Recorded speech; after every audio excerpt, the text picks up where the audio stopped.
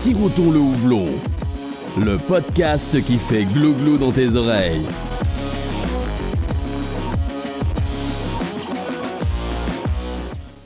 Salut à tous, c'est Alex du podcast Sirotons le houblon. On se retrouve pour un nouvel épisode et aujourd'hui je suis à la brasserie de La Muette en compagnie de Maxime et de Vincent. On va faire un petit épisode rencontre avec, on va parler de la brasserie, de plein de choses, comment elle est née, de son actualité, de son avenir et je pense qu'il y aura pas mal de choses à dire. Alors salut Maxime, salut Vincent. Salut Arnaud. Alexandre. Je viens de dire en plus il y a littéralement 10 secondes. C'était le fil rouge de l'émission, ça va être le fil rouge. J'ai hâte, on comptera le nombre de prénoms à la fin. Il va falloir te créer. Philippe. Pour commencer, je pense que le plus simple c'est de demander qui vous êtes, pourquoi vous êtes dans la bière, comment on en est arrivé là. Alors déjà, on commence par qui on commence ? Maxime ? Allez, par moi, par Arnaud. Non, bonjour, moi c'est Maxime. Je suis le brasseur de la brasserie, enfin un des brasseurs et le fondateur, on va dire. Donc c'est une brasserie qui date de 2014. J'ai démarré comme brasseur amateur, mais on est ouvert officiellement en 2013-2014. Et ce qui m'a amené à la bière, c'est mon parcours, parce que j'ai travaillé un peu à l'étranger, dans les pays de l'Est, dans le nord de la France, Belgique, tout ça. Et j'étais amené à découvrir pas mal de styles. Et comme j'ai une grosse curiosité en fait sur le produit bière, on va dire, à l'époque j'ai découvert des goûts qu'on n'avait pas forcément chez nous. Et j'ai commencé à brasser en amateur pour reproduire ça. Et puis en revenant dans le secteur, en Vendée, je trouvais pas ces bières-là, donc je voulais les faire découvrir et partager aux copains. Donc j'avais plus d'espace ici comme dans une ferme.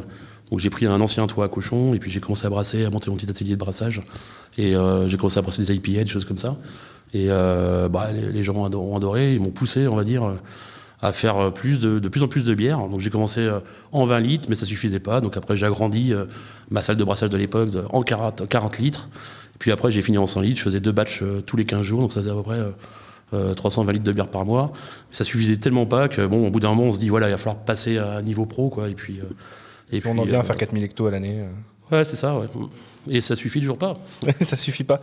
T'as beaucoup de copains qui boivent beaucoup, donc. Ouais, plus ça va, plus on a des copains. Et donc, c'est compliqué à gérer ce genre de... C'est proportionnel. Plus tu fais de bière, plus t'as de copains qui aiment la bière. Et... Ah oui, si on n'aime pas les gens, faut pas faire de bière, je vous le dis tout de suite.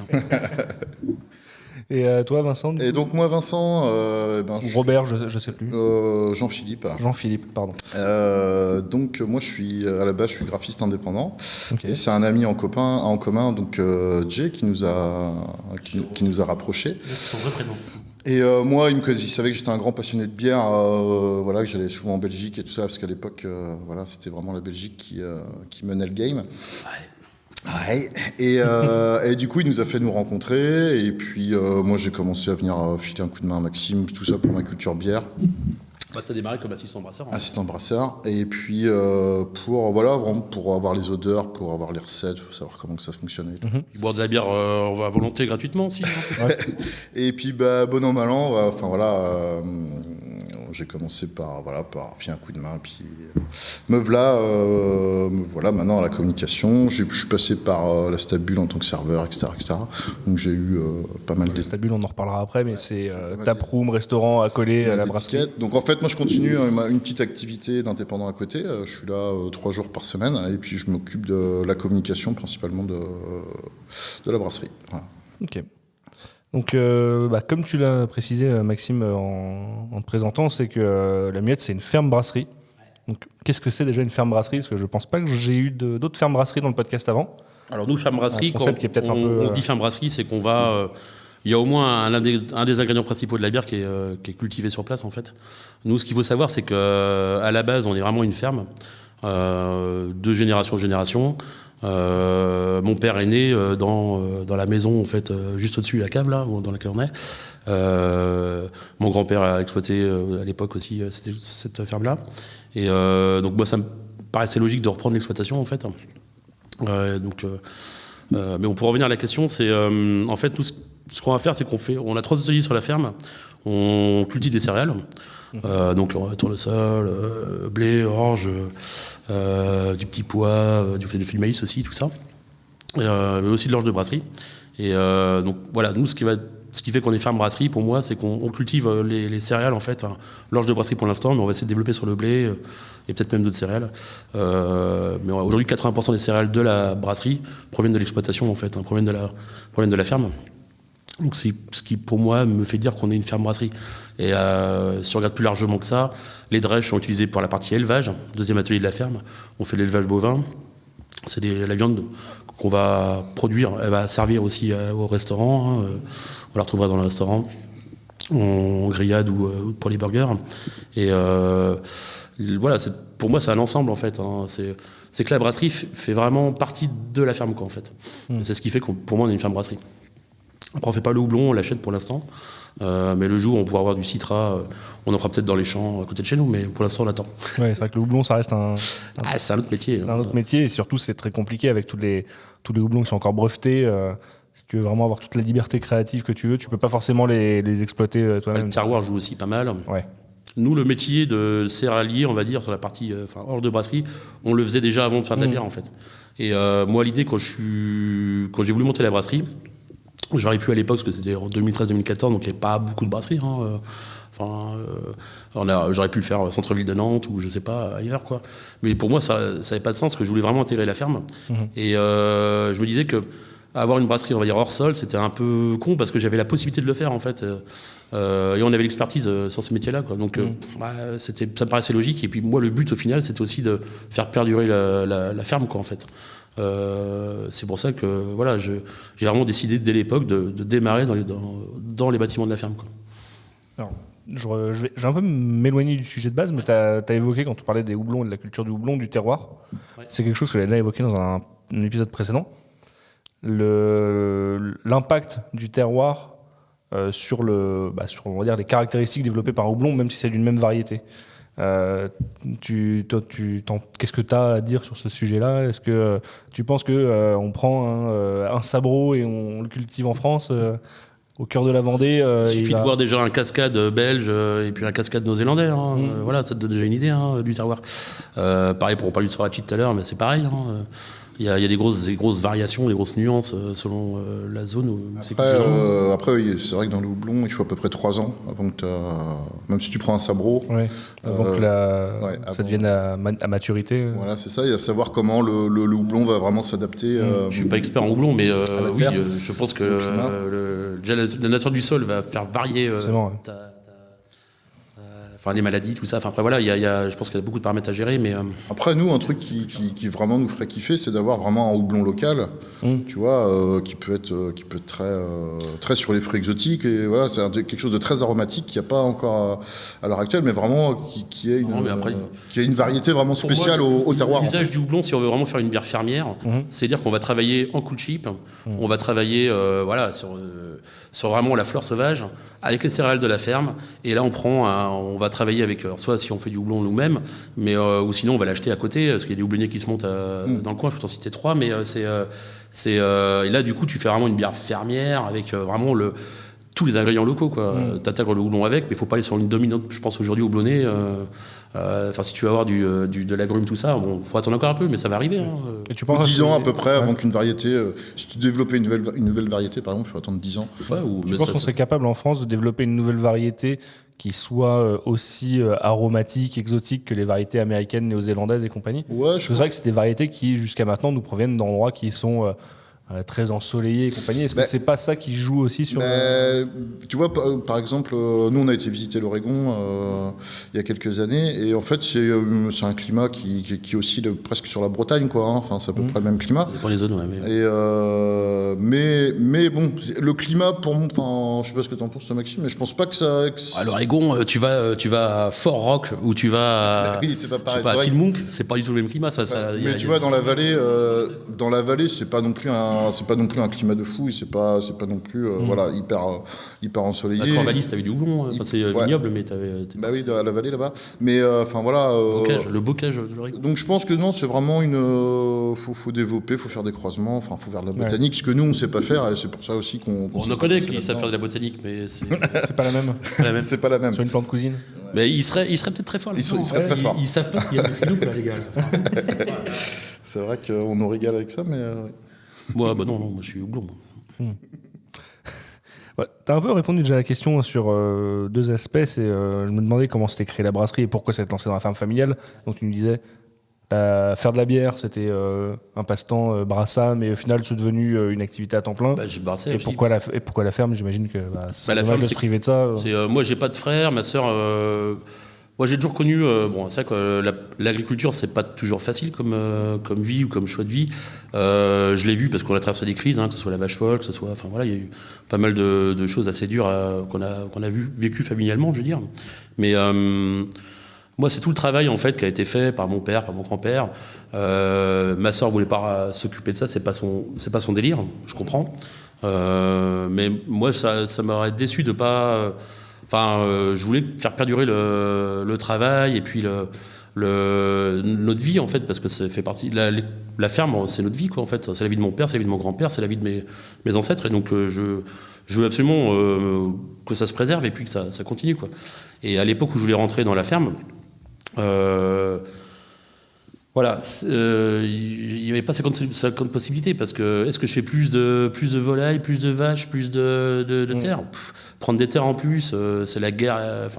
C'est des mauvaises terres en plus. Nous on est dans le bocage, donc c'est pas c'est pas le top de la. Il y a des belles terres, mais elles sont pas. Tu peux pas les avoir celles-ci. Donc non. Puis après c'est se mettre pas avec ses voisins, tout ça.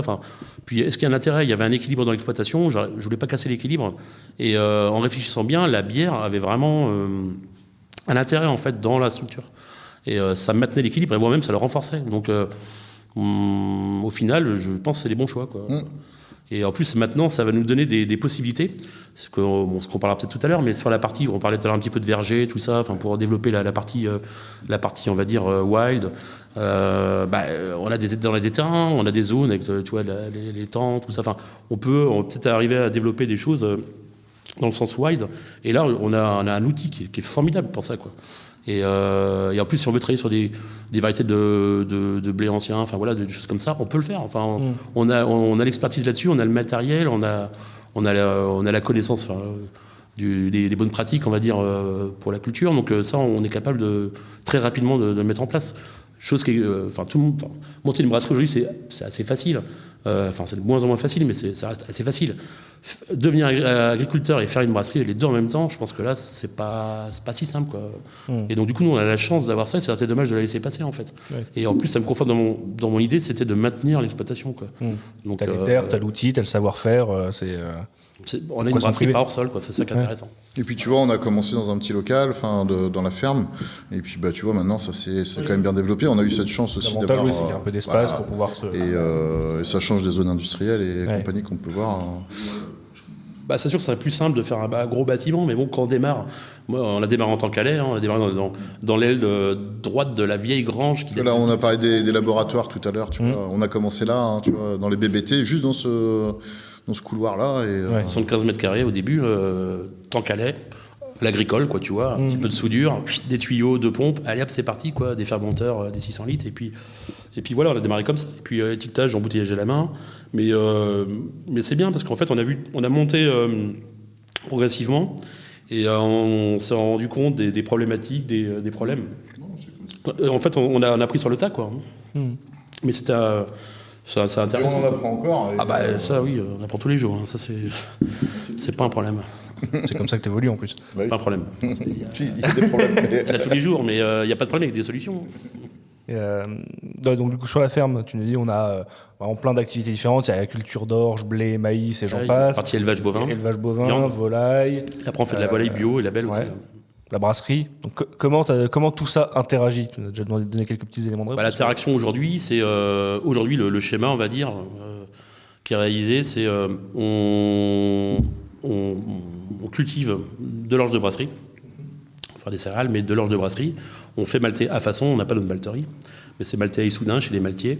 Donc c'est la malterie en capacité d'accueillir notre production, on va dire, la plus proche. 3 heures et demie de route de chez nous. Et donc voilà, après nous on va recevoir ces céréales de chez nous maltées, en lot tracé. On va brasser notre bière avec. Et du coup, les drèches, le résidu, on va dire, d'après le brassage, lui, il va partir en alimentation bétail, en complément, bien sûr. Ils ne sont pas que nourris à ça. Et ces bovins-là, en fait, qui vont finir en engraissement, fera de la viande. Et en fait, on pourra boire à la fin, au final, à la taproom, donc la stabule, on pourra boire une bière, une pinte ou un pichet d'un litre 5 d'une de nos bières, qui est brassée entre 60 sur une blanche, voire 100% sur une blonde ale, à base des céréales de la ferme, en mangeant un burger avec la viande de la ferme ou une côte de bœuf d'une des viandes de chez nous, quoi. Je pense pas que ça, c'est le genre d'expérience que tu peux pas vivre partout. Hein. C'est partie des spécificités. C'est ce qui fait le spécifique. D'une ferme brasserie, surtout de la vôtre, parce que je pense que toutes les fermes brasseries, on en parlait tout à l'heure, une ferme brasserie, tu peux cultiver l'orge qui te sert dans tes bières. Toutes les fermes brasseries ne vont pas réutiliser les drèches pour nourrir des bovins, pour faire leur burger dans la taproom derrière. Quoi. L'élevage, c'est encore un autre métier. Hein. Ouais. Mais c'est ce que je disais tout à l'heure, on parlait d'équilibre dans une ferme. Nous, aujourd'hui, on est dans le bocage. Donc les terres, c'est pas que des terres... on a fait le tour tout à l'heure de la ferme. C'est pas que des terres céréalières. Nous, on est dans le bocage, donc ça varie. Sur les mêmes parcelles, on peut avoir 3 natures de sol.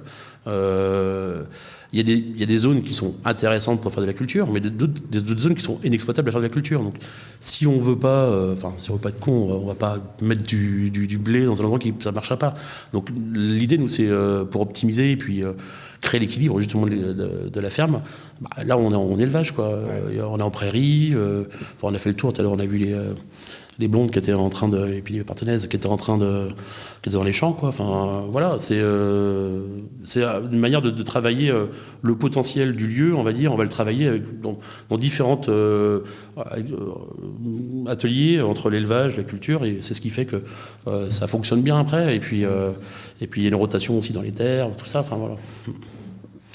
Là, à l'heure actuelle, tu nous disais, tu fais malter à façon l'orge de la brasserie. Tout le malte pâle, en fait. Ouais, tout le malte pâle. Après, tu te fournis en extérieur pour tous les maltes spécialisés, torréfiés, parce que ça, c'est des volumes qui sont beaucoup plus restreints. Nous, en gros, aujourd'hui, 80% de nos céréales proviennent d'exploitation agricole. Voilà, c'est ça. Et après, on va peut-être monter un peu, parce qu'on va essayer de partir après sur du blé. J'ai envie de faire malter plusieurs lots de blé, là. Et puis aussi, il y a peut-être d'autres céréales qui m'intéressent. En flocons. Le blé en flocons, si j'aimerais bien. De l'avoine, on peut en faire. Hein. Il y a des choses, voilà, maintenant on voit, on a une maîtrise un petit peu, on a une visibilité de nos besoins en fait, et ça nous permet comme ça d'anticiper, et je pense qu'il y a des choses en céréales qu'on est capable de faire, bien spécifiques, et qui peuvent apporter un intérêt à la bière aussi, et on est capable de les faire sur site, donc je pense qu'on va y aller, on va y aller étape par étape, mais on va le faire. Ouais. Donc là, à l'heure actuelle, quand tu bois une bière de la Muette, on va dire, la production des bières de la Muette, 80% de ce qui est dedans, c'est des céréales qui sont cultivées sur la ferme brasserie. T'as des bières qui sont 100% de malt. Ouais, bien sûr. Ouais. Bah, sur les blondes, on peut être à 100%. Ouais. Et donc, tu disais, là, on boit. Alors, qu'est-ce qu'on boit déjà ? C'est vrai que nous, on est en train de boire on va pas parler. On boit une single hop à Zaka, quoi. Donc, à 7 degrés. Donc, à côté résineux, de l'amertume. Sur une levure bien West Coast, quoi, donc c'est un peu sec. Donc ça, on est revenu un peu à nos premiers envies de brassage. Okay. Où nous, notre kiff, c'était de faire des single-up, avoir la même base maltais, levure, et puis varier les houblons pour éduquer aussi les palais de nos clients, et puis les nôtres aussi. Hein. Et donc ça, c'est les premières bières éphémères qu'on a sorties. Même avant de brasser comme brasserie La Muette, en fait, en amateur, moi, pendant 1 an, je crois, j'ai dû m'acheter tous les houblons et je me suis fait des single-up. Que des smash pour goûter tous les houblons. Après, j'ai fait pareil avec les céréales, j'ai fait pareil avec les levures et j'ai essayé d'apprendre déjà, on va dire, le potentiel de chaque... comprendre la caractéristique de chaque ingrédient potentiel à la bière. Quoi. Là, tu penses que tu es capable d'identifier sur des bières single-up les houblons ou du moins un peu les familles peut-être ? Il y a sur toujours quelque chose de très... du mosaïque, je te le détecte, oui, mais voilà. après, ça dépend comment c'est fait. Il y a tellement de variétés maintenant, et surtout des variétés qui sont cousines, très proches. Et puis tu as des levures maintenant qui vont apporter du fruité, des choses aussi qui... Les levures, c'est plus facile. Le houblon, ça devient hyper complexe à détecter. Et donc là, on a lancé ces nouvelles gammes de Hop Deep. C'est les Hop Deep, ouais, c'est ça. Ouais, c'est la Hop Deep Azaka. Azaka, on a fait Galaxy, la première c'était Galaxy. On a travaillé aussi avec un mélange de Schopsteiner qui est Trident. Ouais. Donc un blend de houblon. J'ai cité Yakim aussi, parce que tu viens de citer. Alors, on a fait aussi une single hop avec Trio Pop. Voilà. Ça c'est fait. Voilà. On a rétabli. On place les partenaires. Non, mais on rétablit là. Attends, voilà. Et on a un projet aussi de Fresh Up avec Kima. On va recevoir dans une semaine ou 15 jours du Fresh Up là, en Citra, Simcoe, Mosaïque. Ok. Ouais, j'ai pris que les variétés qui marchent. Et donc, on va faire une fresh up avec du houblon qui va venir fraîchement des États-Unis. Ça, c'est marrant, ça, comme projet. Ouais. C'est une très bonne initiative de leur part. Ouais, je trouve. Parce que c'est une possibilité de travailler sur des gros. Moi, on avait goûté de la Fresh Up à l'époque, c'était chez Degarde. Même chez Degarde, chez Great Pochette, de toute façon, aux États-Unis, surtout en Oregon, toutes les brasseries, de Washington, ouais. au mois d'octobre, novembre, ils sortent leur Le fresh quart up. de récolte. Ouais. Bah, c'est ça. Ouais. Oui, bah ça se fait de plus en plus, même en France maintenant, mais après, on n'a pas les mêmes variétés. Donc, c'est vrai que, Ce qui est marrant, c'est que là, tu peux avoir l'accès à des variétés en Fresh Up que normalement, tu n'as pas. Quoi. Oui, parce que nous, en France, quand on a travaillé une bière de récolte, on est surtout c'est des variétés alsaciennes, Europe de l'Est, à la limite anglaise, donc des variétés qui n'ont pas forcément les mêmes caractéristiques gustatives. On est sur des produits On plus... verra, on n'a pas encore essayé, ça se trouve, Ouais. c'est pas bon du tout. Ouais. Non, je pense qu'il y a du potentiel. Maintenant, il faut tenter, il faut le faire. Mais l'initiative était excellente. Moi, je m'en sers. Oui, bah, t'as bien raison. Et donc, on a fait les premières single up, c'était avec une levure verdante IPA. Ouais. Et là, on repart sur une autre levure qui va être un peu plus neutre, on va dire, gustativement parlant, pour vraiment... Surtout la verdante, si je ne dis pas de bêtises, c'est une levure qui est quand même assez vive. Assez marquée, assez marquée. On a fait l'Amarillo aussi, j'avais oublié. On a fait Galaxy. Et puis là, on va faire une session, on vient de recevoir le houblon, enfin un petit moment qu'on l'a reçu, mais on l'a reçu il n'y a pas si longtemps que ça. Toute la partie néo-zélandaise, là, donc on va commencer à aussi démarrer après les single-ups sur les houblons néo-zélandais, donc justement le Nelson Sauvin. Ouais.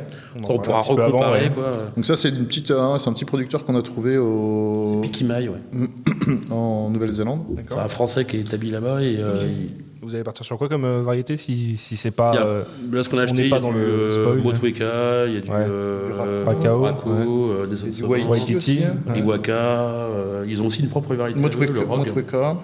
Ils ont une rogue aussi.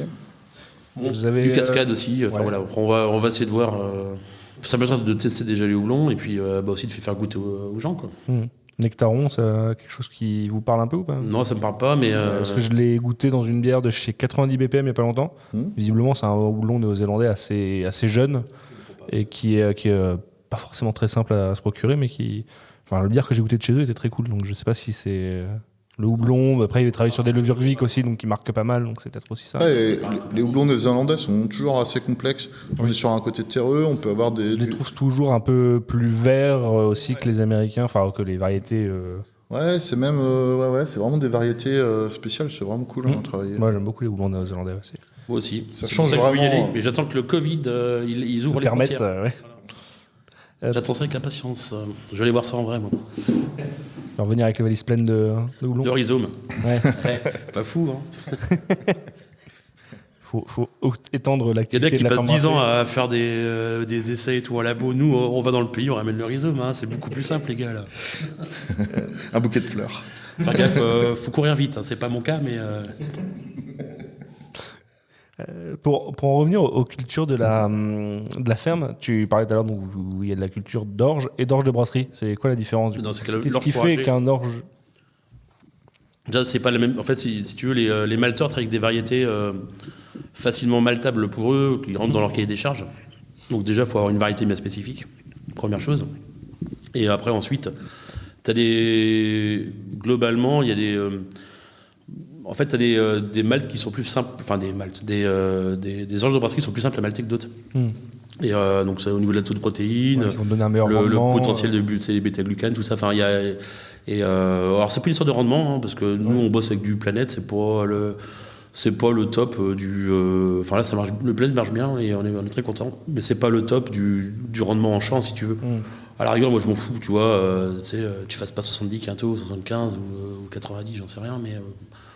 nous, on n'est pas là pour le rendement, nous, ce qu'on veut, c'est la qualité. Et moi, ce qui m'intéresse dans la culture de l'orge, chez nous, c'est qu'on va malter une variété d'une parcelle, et on sait ce qu'on a en résultat, et on peut le tester dans les laboratoires indépendants ou via le malteur, mais au moins, voilà, on sait qu'on va recevoir un batch qui va nous faire l'année, 6 mois, mais au moins celui-ci, on aura un malt constant, en fait. Toute l'année, quoi. Oui, tu connais sa provenance, tu sais par qui il a été malté, C'est tu une te fournis, variété en fait, t'as d'une toujours parcelle le même malt. C'est pas un mélange de céréales, tu vois. T'as toujours le même malt, et du coup, on en parlait un petit peu avant, quand tu m'as fait faire la visite de la brasserie, vous retravaillez aussi l'eau, et du coup, ça vous permet d'avoir un résultat qui est le plus constant possible. Bah déjà, si sur les gros ingrédients du brassage, qui sont l'eau et le malt, au final, hein, Avec ça, tu fais 99% on est constant. de la bière, oui.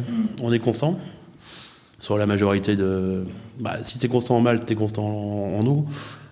Déjà, après, si tu as la brasserie qui. Tu as la bonne hydratation, la bonne température, il n'y a pas de grumeaux, le brassage il se fait bien, c'est homogène, et tu sais reproduire ça, bon, bah, tu sais que tu peux reproduire, tu peux avoir quelque chose de constant dans le temps, quoi, déjà. Rien qu'à ce niveau-là. Ça aide beaucoup, quoi, au travail de la constance, qui n'est pas toujours évident, quoi, en fait, en brasserie. Parce que brasser des bières différentes, des one-shoot, c'est compliqué, parce qu'il y a la recherche technique dans les process, surtout si on met des ingrédients spéciaux, mais des fruits, ou je sais pas, du chocolat, enfin, un truc comme ça. Mais sur une bière à 4 ingrédients et de brasser de manière permanente, c'est très compliqué de retrouver une constance, quoi. Enfin, de travailler la constance. Donc là, ça aide. C'est déjà 2 ingrédients qui sont bien constants. Après, le houblon, bah, oui, effectivement, il y a une décroissance au niveau du stockage, tout ça. Et ça peut se calculer. Et puis, ça se travaille aussi à l'aromatique. Puis, ça se corrige. Et puis après, bon, la levure aussi, ça peut se corriger. Mais bon, ça, c'est un autre domaine encore. Mais, Vous travaillez avec différentes levures. Enfin, vous avez vraiment un parc de levures assez varié. Je sais Travaille en sèche, en liquide. Il y a pas mal de brasseries qui se concentrent sur vraiment certains types de levures. Voilà, je sais pas, par exemple, les brasseries qui font beaucoup d'IPA, de NEIPA, ils vont faire beaucoup de verdante, beaucoup de London Fog, de ce genre de choses. Il y en a aussi beaucoup qui vont peut-être travailler sur de la US 05 parce qu'ils cherchent la neutralité. Moi, j'adore la San Diego Super. Et, mes levures préférées, c'est San Diego Super. Enfin, ça, c'est une levure que j'adore. Et alors, après, c'est des marques, mais c'est la WP067, donc la Easy Coast Base. Ça, la Les Groove, c'est ça. Hein. Celle-ci, moi, je la kiffe parce que j'aime bien les bières pintables. Et ça te donne des bières pintables, quoi. C'est vrai que oui, c'est ce qu'on s'est lu avant. Du coup, Let's Groove Haze, alors c'était. Je suis rendu à ma 2e pinte, au 3e depuis le début, je crois. J'aime bien les bières pintables. C'est vrai que ça se boit super facilement, quoi. C'est une pale ale bien aromatique, à 5,5 degrés, et tu bois ça sans problème. On va dire que c'est un peu la marque de fabrique, pour employer des mots grossiers. C'est un peu la marque de fabrique de la brasserie. On essaie tout le temps d'avoir des choses très pintables, très drinkable, comme on dit. Ouais, après, on n'est pas trop sur des levures qui laissent de sucre, nous. Non, ouais. On n'est pas trop sur des bières sucrées, nous. On va en faire un peu, mais ça sera des IRS, quoi. Mais après, c'est... sur les IPA, on sait que rarement, enfin, faut que je bosse avec de la fog ou je sais pas, parce que c'est vrai qu'on nous le demande. Hein, il y a un public qui adore les finishes bien sucrés et tout, mais nous, on est. J'ai l'impression que c'est de plus en plus. En tout cas, chez le beer geek actuel, la mode va de plus en plus vers les double, triple NEIPA, des bières qui sont certes très portées sur le houblon, mais qui ont quand même une base qui leur laisse pas mal de sucre résiduel, qui sont des bières assez très gourmandes, très rondes. C'est vrai qu'on a goûté une quintupelle hier là. J'en ai bu une il y a pas très longtemps. Moi j'avais goûté de chez Mother. Très bon, mais Mother Monk. Ah ouais, non, moi j'avais goûté de chez The Veil, une quintuple dry hop, quadruple IPA. Oui, vas-y, tu peux fumer, il y a pas de problème. T'es chez toi, hein. Ouais, c'était un truc à 12 ou 13 bois, et c'était sucre, amertume. Toi, une canette de The Veil à 15 balles, elle a fini à Lévis. Hein. Nous, on pense aux diabétiques, nous, pas beaucoup de sucre dans la bière. Voilà. On est des fans d'Orval, donc voilà, ça peut être aussi. Ça donne une image. Mais voilà, la bière d'hier, oui, c'est vrai que c'était un sucre. Alors après, c'est marrant à boire et tout, mais après, tu prends pas de plaisir à en boire une pinte. Tu passes pas ta soirée à ça, quoi. Il y en a qui le font. Oui, bon, après, chacun ses envies. Bien sûr. J'aurais du mal à le faire. Ouais. Ça me fait une belle transition sur les différentes gammes de la brasserie. Donc, il y a différentes. C'est segmenté, on va dire, entre 4 gammes différentes, si j'ai bien lu le site internet.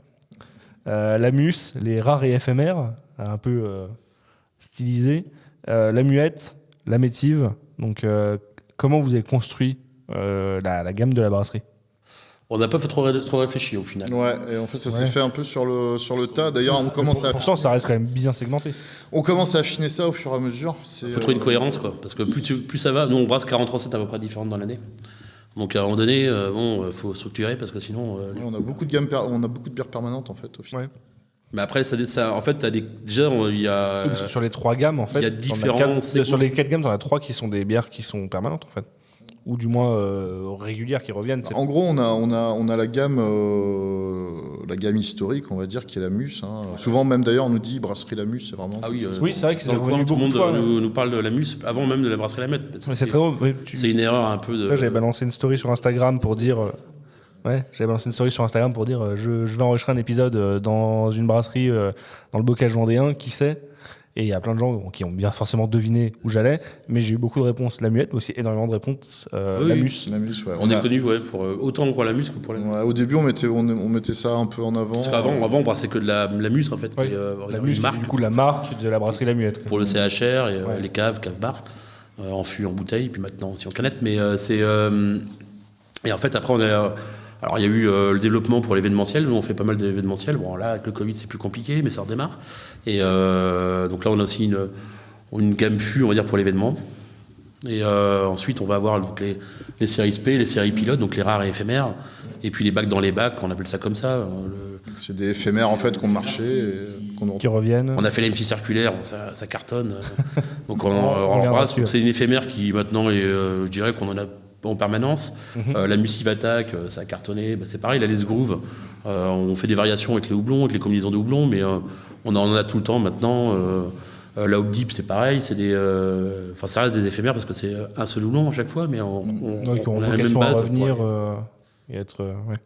Et après, il y a aussi on a été pas mal à l'époque.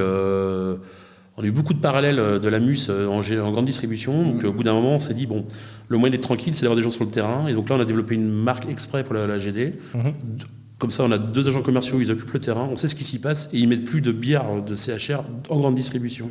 On est très réactifs là-dessus et ils ont leur bière, ils font ce qu'ils veulent. Ouais. C'est important pour les différents. En tout cas, je sais que pour les clients de CHR, c'est toujours c'est normal. important pour eux d'avoir une gamme qui n'est pas en concurrence avec les gammes de GMS. Pas de carte de clocher. Nous, on préfère que chacun ait sa marque et sa bière, on va dire. En plus, c'est pas les mêmes communications, c'est plus tous les mêmes styles. On est plus sur des types belges sur la partie GD, GMS.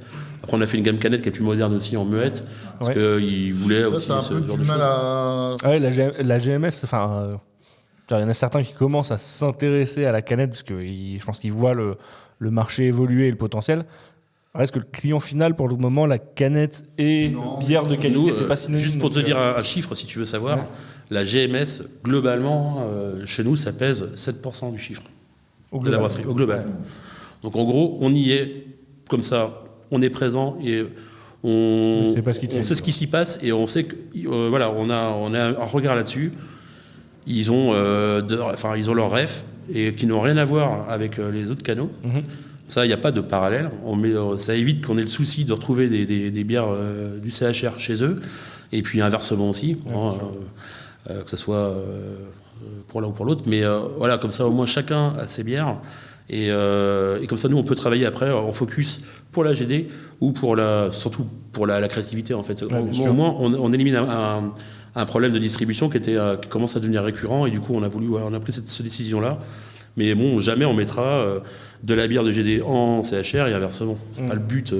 Voilà, c'est au moins là-dessus on est clair et puis on est droit dans nos bottes. En GD, tu bosses, on va dire avec des. C'est local. C'est vraiment local. T'as pas de national. Ouais. En fait, même nous globalement, jusqu'à il y a un an, je dirais, on était une brasserie qui était vendéenne et département limitrophe avec un petit peu des one-shoot à droite à gauche, dans le sud, sud-ouest, en Bretagne, tout ça. Mais et là maintenant, voilà, nous l'idée c'est, on a monté un peu en dimension. Alors après, on n'est pas hyper connu, hein, on est une brasserie qui a pas un gros hype. Puis on s'en branle, hein, mais nous l'idée c'est d'aller dans la créativité. On se dote de moyens technologiques, techniques qui nous manquaient pour aller vers ça en fait. Et le but, voilà, c'est maintenant d'avoir une distribution plus globale et qui sort un petit peu des des frontières de la Vendée, quoi, tout simplement. Bien sûr. Ouais, ça s'est fait tout naturellement. Mais sans oublier la Vendée. On en parlait un petit peu en off avant. C'est que moi, je vous disais, je vous ai découvert. Enfin, moi, je connaissais le nom depuis un petit moment, mais forcément, en tant que. On va à Nantes, en tant on est des que- Vendéens, voilà. on met de la bière à Nantes. Ouais. En tant que beer geek, forcément, j'avais entendu parler du nom depuis un bout de temps. Il y a encore 8 mois de ça, moi, je vivais encore en On a région passé la parisienne. Loire. On a passé la Loire. Ouais, c'est une grosse étape. Moi, avant ça, je vivais en région parisienne, donc même si j'ai parlé de vous là. Paris, on a. Il y a quelques shops maintenant. Ouais, maintenant, ouais, mais et du coup, moi, je vous ai vraiment découvert. J'ai pu goûter les produits à Nantes sous pression 2019. Avant ça, c'était pas fort. Et même après ça, j'ai du mal encore à avoir accès à ces produits. Et jusqu'à Mais maintenant, maintenant, c'est vrai que ça se trouve beaucoup plus à l'échelle nationale. on faisait pas de salon à l'époque, on était vraiment très concentré sur la production. Après, il y a des choses techniques qui. Moi, la ligne d'embouteillage, tu vois, on n'était pas en isobarométrique. Alors, je voulais pas faire des IPA, donc on faisait de la canette à façon, enfin de la façon. On brassait notre bière, mais on faisait venir la ligne mobile. La ligne canard mobile. Ouais. On n'a jamais fait de bière nous, de production. Même qu'on a eu à l'époque des ruptures, c'était très compliqué. On n'a jamais appelé une autre brasserie pour qu'ils produisent de la bière pour nous, jamais. Oui. On a toujours brassé 100% de nos bières chez nous. Par contre, on a aussi brassé de la bière pour d'autres chez nous, mais on n'a jamais fait l'inverse. Et nous, ce qui nous embêtait beaucoup, c'est qu'on voulait aller vers des styles craft, enfin, je parle au moins sur le houblon, et on n'avait pas l'outil, l'argent et l'outil on aurait pu acheter une ligne ISO. Une petite ligne ISO, voilà, on a bricolé, mais au bout de 2 ans, il a fallu la changer parce que ça aurait été trop petit et tout. Donc j'ai préféré faire le choix d'attendre, de faire de la canne sur la partie houblonnée, même si on ne maîtrisait pas tout le protocole d'un canettage. Mais au moins, c'était mieux que de le faire en refermentation. Et maintenant, voilà, on sait qu'on a l'outil pour aller sur l'isobar en canette, en bouteille, c'est fait chez nous, par nous-mêmes. Et maintenant, on sait qu'on peut aller plus loin, du coup, parce qu'on stocke en froid, on va avoir l'entrepôt qui va arriver. Enfin, on a déjà un entrepôt frigo, mais il est trop petit. Mais là, on a le nouveau qui va permettre de stocker 100% de la production dans les meilleures des conditions. Et on va être cold chain, quoi, 100% cold chain. Et voilà, et derrière, au moins, on aura la qualité pour aller plus loin, en fait, sur les bières houblonnées, par exemple. Ouais, parce que pour avoir fait le tour avant, là, maintenant, l'outil de production, il est quand même... C'est un beau bébé, quoi. Aujourd'hui, le facteur limitant, c'est la partie fermentation. Ouais. On est bridé à 5 ouais. hectos sur la partie Parce fermentation. que là, niveau fermenteur, tu as du fermenteur de 20, de 40 et tu as 2,80, c'est ça? Ouais, 2,80 pour l'instant. Et puis, Pour les gros volumes, les classiques, non? Bah ouais, ou les bières d'événementiel. L'été, dans les festivals, il faut produire aussi. Il faut sortir les volumes. Et on fait pas de dilution, nous, donc 100% grain, tout ça, enfin voilà. On fait pas de gravity, donc voilà, ce qui sort, c'est le volume qui est brassé, quoi. Donc il faut aussi un peu de capacité pour sortir une bière qui a de la gueule pour l'événementiel, quoi, tout simplement. Donc ça prend de la capacité de fermenteur, mais bon, après c'est un choix, voilà. Et là justement on va agrandir. Le but c'est de faire un nouvel entrepôt. Ouais. Du coup mon ancien entrepôt va devenir une nouvelle salle de fermentation, et comme ça on va pouvoir monter en capacité sur la partie fermenteur. Ça dans le cours. Mais les prix ont évolué là, ça fait mal. Hein. Ah ouais, l'inox là il a pris un peu. Hein. Ouais, je sais pas qui fait les tarifs, mais il va être bien payé. Hein. Bon, on parlait des différentes gammes, mus, muette, métive, éphémère, différents publics du coup. Alors quel est le public principalement visé par la brasserie? On n'a pas de public. On n'a pas de public. Tous les publics? On vise personne, nous. On vise personne, on vise tout le monde. Ouais, en fait, on s'est même pas posé la question, je pense. Non, après, c'est des bières. Au début, on a brassé des bières qui nous plaisaient. On a les bières historiques, et là, on s'amuse. Et moi, merci de me servir. Mais le but, c'est vraiment de faire des bières qu'on a envie de boire, en fait. Hein. Ouais, exactement. En fait, l'objectif, c'est qu'on puisse avoir le stock des bières historiques. Et puis, à côté de ça, le temps et la capacité de s'amuser à faire des bières. Alors, la partie wild, on n'a pas discuté, mais sur la partie wild, ça, on va vraiment y aller. On va s'amuser là-dessus. Sur les bières vieillies, les Imperial Stout, tout ça, on va s'amuser aussi avec ça, là, prochainement. Mais bon, on va essayer de prendre du temps et prendre de la capacité. C'est le but. Hein. Si on monte en capacité, c'est aussi pour s'amuser, maintenir... d'aller plus loin dans la créativité, plus loin dans l'amusement, quoi. Donc avant tout, le public visé, c'est vous en fait. Faire des bières qui vous plaisent. C'est nous et les copains, quoi. Ouais. Mais après, c'est... nous, on aime la bière en général. Il n'y a pas vraiment de style. Il n'y a pas vraiment...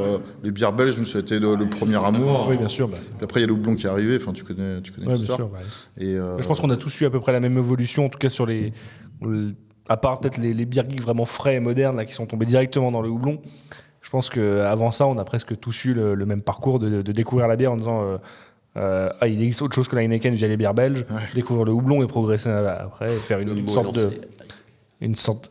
Oui, non, mais il faut pas. Ils sont gentils. Ils vont nous payer 5 fermentaires la prochaine fois.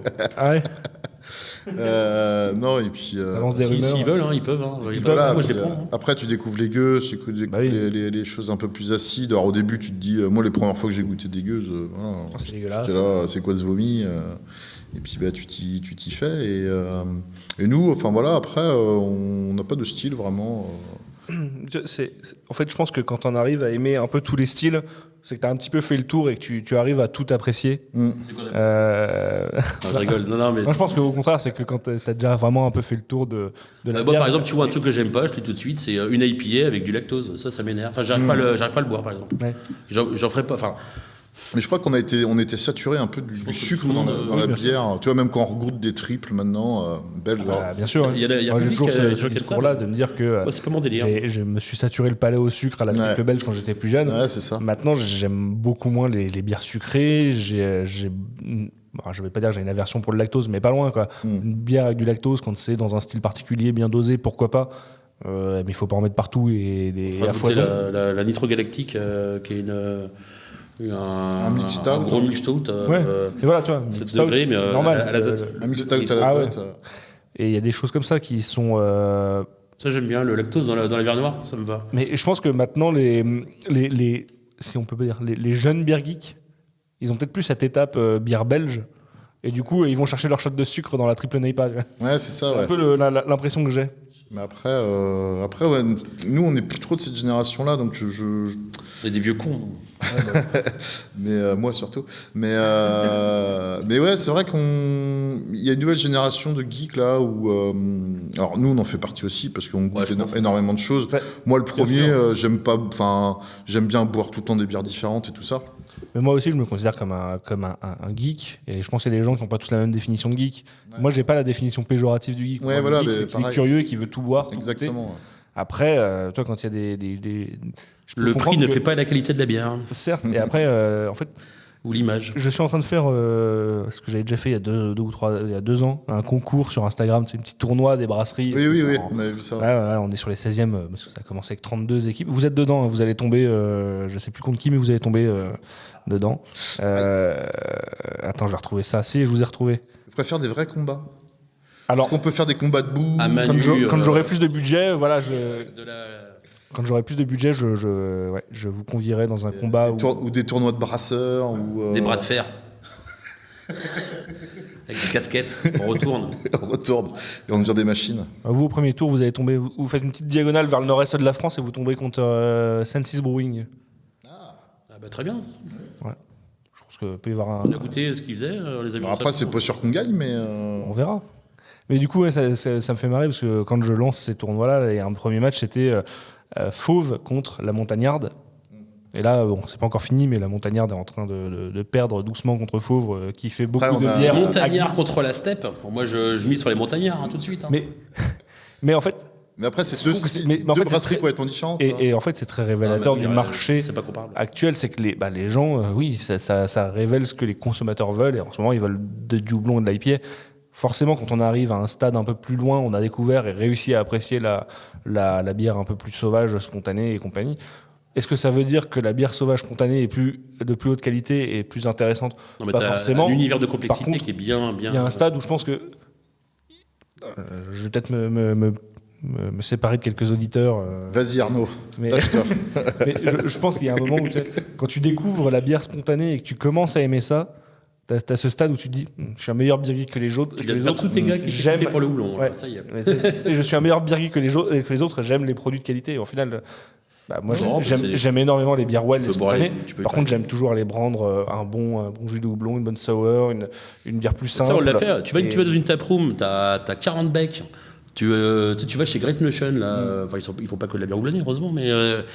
Ils font du tu Neipa prends et des du testeurs, savoir. Neipa, et puis après même des bières infusées et tout, avec les cookies, ça pour les gamins et tout. Enfin, c'est super ce qu'ils font. J'ai adoré d'ailleurs cette brasserie. Mais on va là-bas, tu prends des flying testers.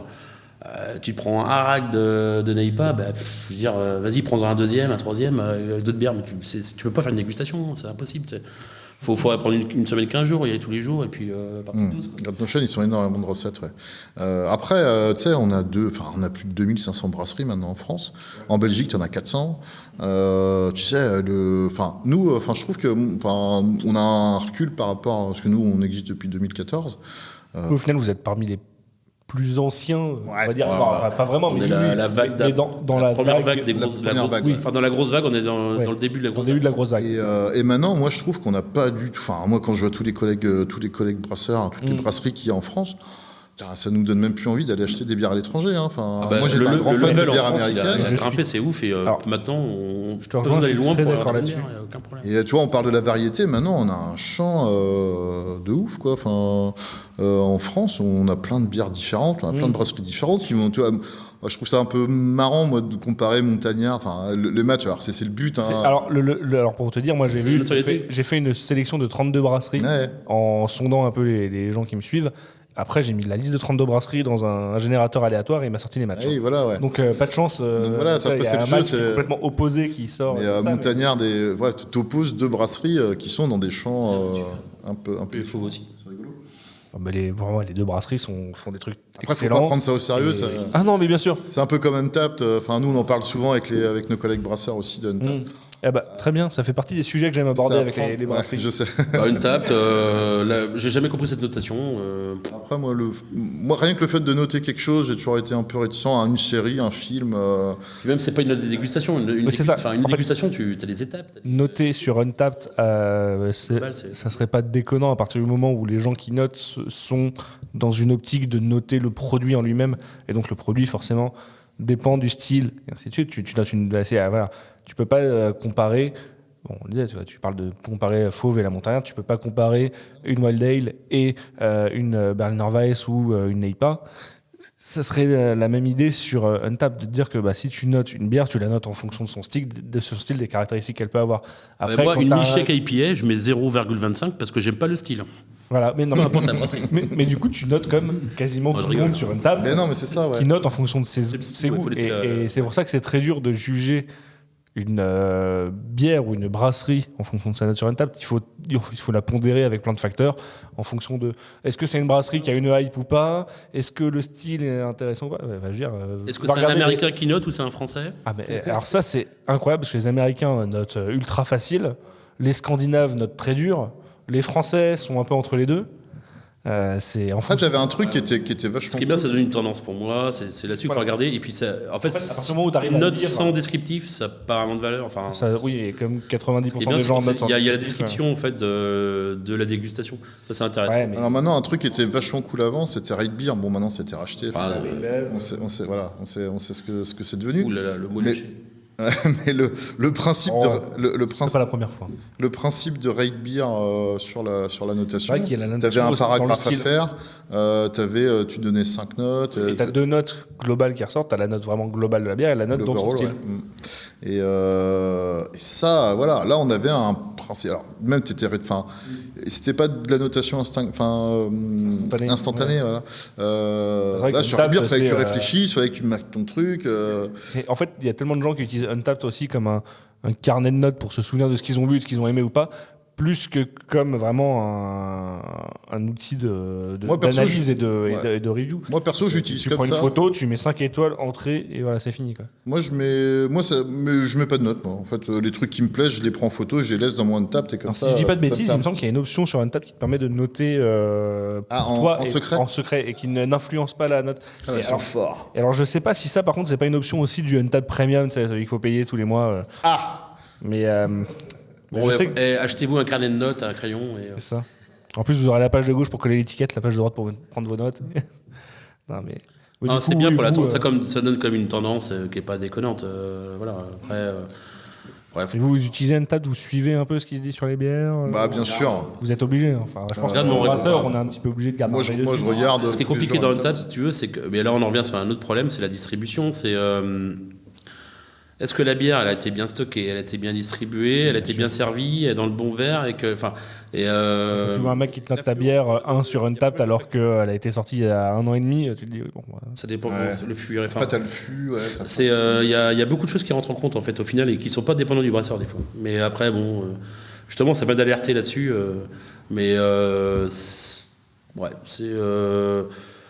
Ça donne une tendance qui est et puis c'est un indicateur, hein, donc faut regarder, c'est sûr. Et donc, on conclut sur Untappd, au final, par un point qu'on évoquait en off, c'est il y a peut-être quand même une notion qui n'est pas prise en compte par les gens, c'est le prix. La notation de Untappd, les gens ne prennent pas en compte que leur bière, elle a coûté 5 € ou 8 € pour la noter. Tu vas donner une note sur. C'est sûr qu'en bière houblonnée sur une grosse NEIPA, si tu as 25 grammes litre de houblon ou 10 grammes litre de houblon, t'auras pas la même touche aromatique. Et, Il y a la bonne et la mauvaise n'est pas, quoi. il y a la bonne et la mauvaise. Alors, qu'est-ce qu'une bonne n'est pas, qu'est-ce qu'une mauvaise n'est pas? Ah bah ça, Maxime va pouvoir vous le dire aussi bien que moi. Mais Disons qu'il y a la bonne NEIPA, puis la mauvaise NEIPA, quoi. Ouais. la Non, bonne mais- n'est pas, bon, bah tu la sers, tu vois, les troubles. Hmm. Hein, et puis, bah, elle goûte le houblon. Bon. Et puis, tu as la mauvaise n'est pas, quoi. Bon, tu la mets, elle goûte le houblon, mais bon, c'est la mauvaise n'est pas, quoi. Ouais, c'est sûr. D'ailleurs, juste comme ça par curiosité, c'est quoi pour vous la définition de la NEIPA? Parce qu'au final, NEIPA, c'est le style que tout le monde veut boire maintenant. Ouais. C'est un style qui, Bah, je crois, qui est à peine rentré dans le BJCP. Alors, Moi, j'ai envie de te toute façon, dire, les bières qu'est-ce- s'en foutent du BJCP. Moi, j'ai envie de retourner la question. Qu'est-ce qu'une IPA maintenant, en fait? T'as pas écouté mon épisode avec Piggy, toi?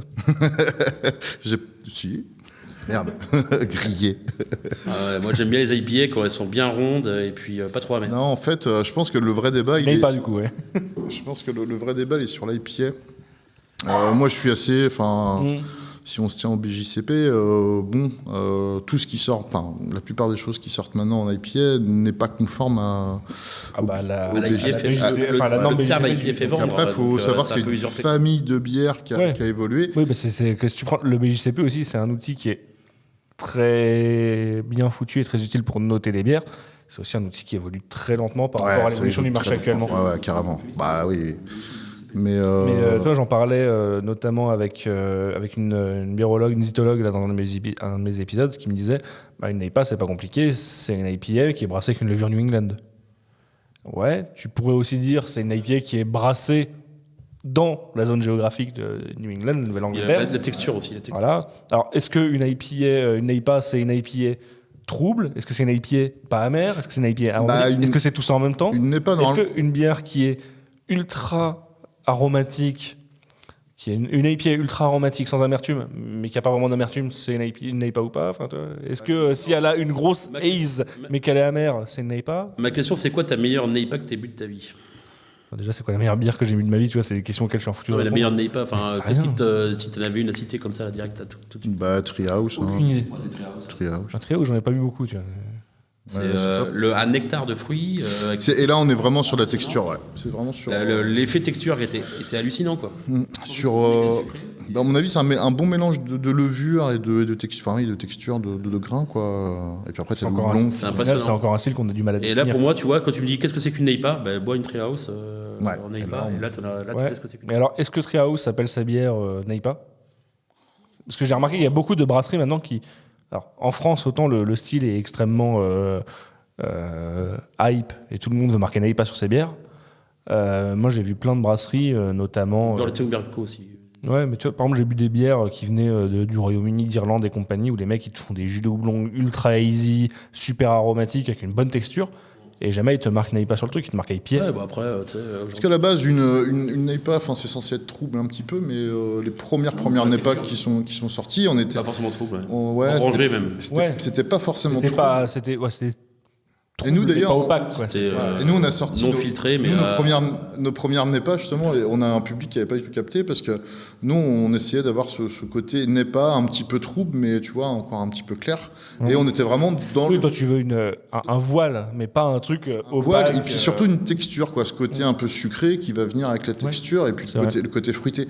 Et les gens disaient, putain, vous faites une NEPA, mais elle est pas hyper trouble, quoi. Ben, on disait, bah ouais, on a essayé de faire une NEPA old school, en fait, mais tu vois, encore une fois, peut-être qu'on était un peu trop avant-gardiste par rapport au truc, et les gens... Non, c'était pas poussé à l'extrême, en fait, c'est ça. Aujourd'hui, maintenant, quand tu parles de NEIPA, tu vas être dans l'extrême de la chose, quoi. L'extrême de la texture, l'extrême du fruit au niveau houblonné, et puis le trouble bien compact. Enfin voilà. C'est marrant, en fait, on est en train de faire doucement la transition vers la question suivante que j'avais prévu. Il est fort. Non, mais Il est fort, Philippe. Là, Arnaud, tu déchires tout, là. Hein, je te le dis tout de suite. Hein. On voulait parler des gammes. Enfin, moi, je voulais vous parler du goût de vos gammes rares, éphémères, qui sont vraiment les styles un peu plus beer geek.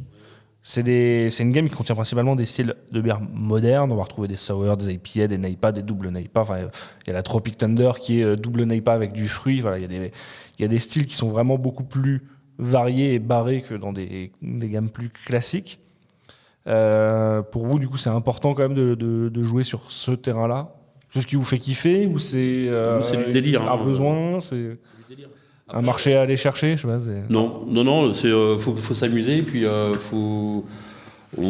Après, comme on disait tout à l'heure, nous on goûte pas mal de choses. On est avant tout moi personnellement, je suis avant tout un dégustateur. Et puis on goûte énormément de choses. Et quand il y a, alors c'est comme dans n'importe quel art entre guillemets, en mettant des guillemets, mais quand tu as envie de t'inspirer, quoi, quand tu goûtes un truc qui est hyper bien. T'as envie de dire tiens putain ça serait bien aussi nous qu'on essaye et tu vois là on va peut-être lancer des triple ghosts tu vois avec un côté tarte et tout ça parce qu'on a goûté des Northern Monk qui étaient vraiment poire vanille non, ah non c'est North Brewing je confonds tout le temps les deux bref et qui sont c'est North Brewing et qui sont top quoi et on a envie d'avoir ce côté brewery aussi qui faisait ça à l'époque brassé au sel de Noirmoutier. Et ouais, par exemple. Et pourquoi pas apporter, tu vois, des ingrédients que nous on a, etc., etc. Mais le but, comme on disait, c'est on goûte des choses, on a envie de les faire, et puis on a envie de boire nos propres bières avec des goûts. C'est marrant parce que depuis tout à l'heure, vous me citez tous les deux des brasseries. Pas forcément toujours accessibles en France, des brasseries américaines, brasseries d'Oregon et compagnie. Là, tu me parles de Northern Monk et compagnie. Vous avez quand même des inspirations très diverses et beer geek. Il y a des brasseries en France qui vous inspirent un peu aussi ou... Nous, hein bah oui, on en voit. Mais après, nous, on kiffe vraiment les bières anglophones, en fait. C'est pour ça que nous, même quand on est arrivé avec notre gamme permanente, la Mus, on s'est clairement dit, en fait... On s'est clairement dit les bières anglophones ça nous fait triper parce que tu avais ce côté houblon et puis qui changeait aussi de tout ce paysage belge. C'était des bières qu'on trouvait, enfin des styles de bières qu'on trouvait pas dans le coin, dans les shops et tout à l'époque quoi.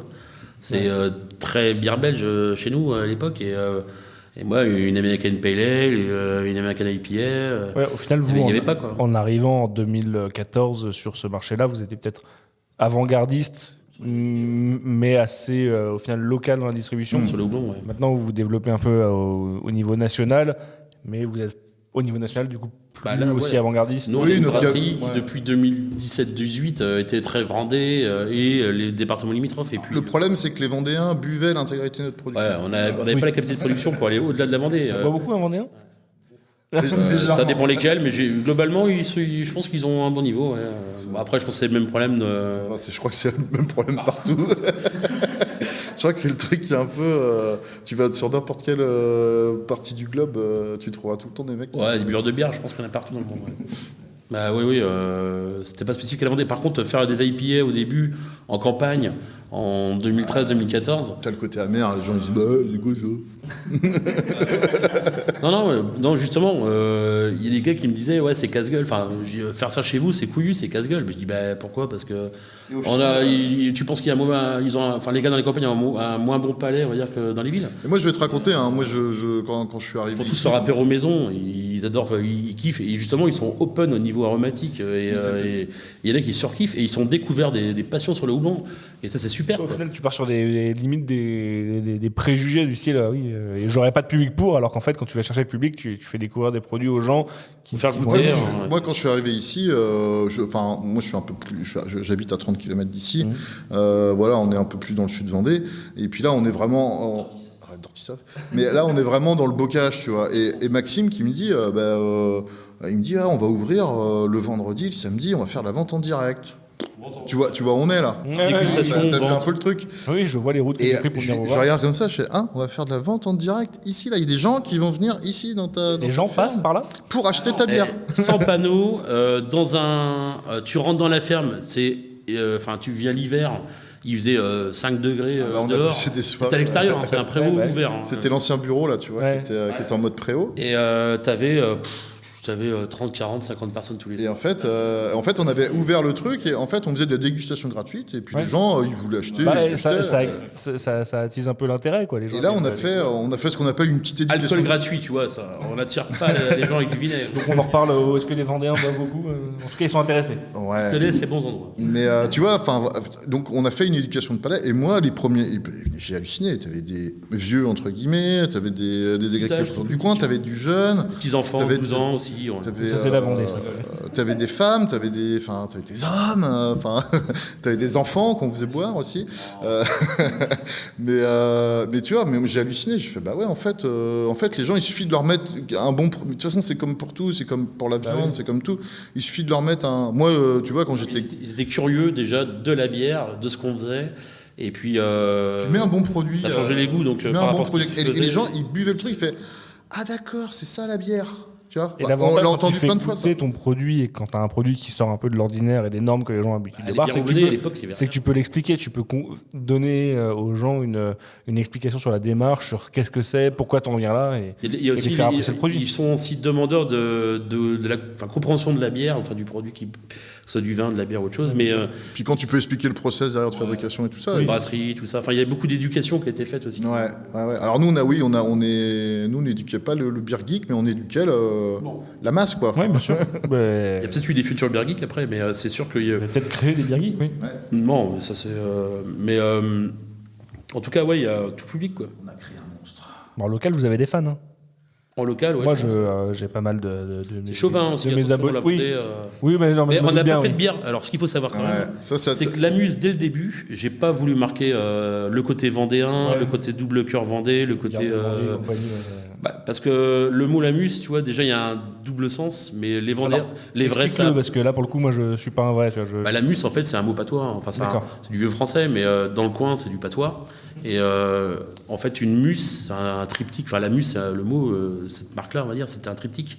C'est la muse, dans le coin, c'est un mot patois, c'est un terme agricole. Et une muse, qu'est-ce que c'est ? C'est ici, dans le bocage, il y a beaucoup de prairies, tu l'as vu tout à l'heure, entourées de buissons denses, épineux, ce qui formait un enclos naturel pour les animaux qui étaient en pâture dans ces champs-là, dans ces parcelles-là, de ces prairies. Et de temps en temps, ils se frayaient un petit passage, ils faisaient un trou dans la haie, quoi. Et puis ils reprenaient leur liberté. Et ce passage-là, c'est une muse, en fait. D'accord.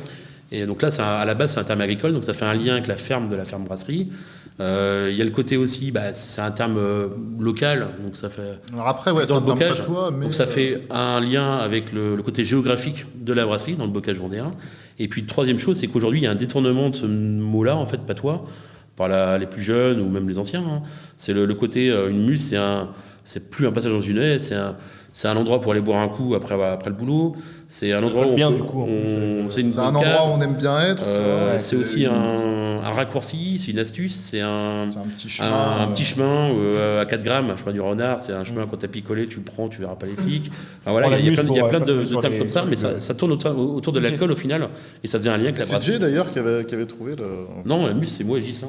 Ah, c'est On pas. était en train de prendre l'apéro là, enfin, on buvait des bocages PLL à l'époque, les premières du nom, et on a trouvé ça comme ça, après quelques bières certainement.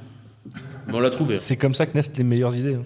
Ouais, ici dans la cave. Ça dépend Ouais. quand même. Non, tu l'as pas dit. Je moi, dis pas que toutes les idées sont bonnes à prendre. J'ai dans une cave vendéenne là, typique Ouais. là. J'allais y venir, mais Excuse-moi. Tu m'anticipes. Je te fais la depuis tout à l'heure, transition. C'est génial. Mais attends, Ouais. on est pro. Donc. Non, mais On tu va vois, monter des podcasts nous aussi. bah nickel. Des podcasters La peau de castor. avec des gâteurs. Je sais pas faire le. Des podcasters. Ouais, non, j'allais y venir parce qu'en fait, on parlait des bières houblonnées un peu pour geek et compagnie.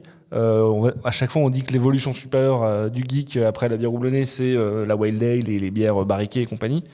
Est-ce que c'est IPA, un programme ça, qui, pour vous, est La en Wild, développement oui, oui. ou pas? Et On non, a du quand je vois l'endroit dans lequel on enregistre, je me dis que Oui, Allez Vincent, probablement. va tirer une barrique là. Non, mais après c'est... Oui, bah ça fait partie des choses qu'on a envie d'expérimenter. Donc on a déjà commencé à travailler un peu là-dessus. Il y a déjà eu quelques séries qui ont été faites, mais gentiment quoi. Il y avait la Bretanomimus, Que j'avais goûté, que j'avais vraiment beaucoup la aimé. Nantes sous pression, on avait eu des fûts. Tu vois, hier soir, l'anniversaire du Beer Market à Nantes. On leur a filé un fût de Brett avec un vieillissement, un finish avec de la mangue, mais le fruit, pas la purée de fruits, vraiment le fruit. Et on était content de boire ça hier soir parce qu'on n'avait que 4-5 fûts, on les a tous bu pendant le confinement, et puis il nous en restait un qu'on avait oublié dans la chambre froide, et donc on leur a fait cadeau parce que ça faisait l'occasion, et on était content de la reboire. Mais ça, oui, on a envie de. Donc on a un cool chip, 10 hectos, hein, c'est pas un 20 hectos, mais c'est un 10. On l'a fait pendant le Covid, là, on a fait un batch là-dessus. On va en refaire d'autres. Vidéo qui traîne, hein, si vous voulez fouiller sur Facebook. La journée de brassage avec Florent. Et après, il y a la partie, alors ce cool chip là, on va le réutiliser, on va s'amuser. Là, on a des cuves, on a une cuve tranconique, 50 hectos. Alors là, il y a des barriques, on est dans la cave, donc il y a des barriques d'apéro maison, mais il y a surtout des barriques de Brett aussi. Ça va de l'acétique, il y a des acétiques sur des IRS à la base, mais en version acétique dans les buissons de Bourbon, par exemple, là, c'est ce qu'il y a derrière moi. Après, c'est que de la Brett dans les barriques de blanc. Et puis après, on a aussi à l'attendant de nous trouver l'entrepôt, notre nouveau chai, on a pas eu le temps d'y aller, mais on peut y aller après si tu veux. On a aussi une 60aine de barriques là, qui sont en train de travailler sur le cold chip, sur donc une grosse saison, hein, et puis ça goûte ça en tout cas en ce moment. Et bien farmhouse quoi. Et puis après, on est sur des vieillissements Brett, des blends avec des bactéries, tout ça.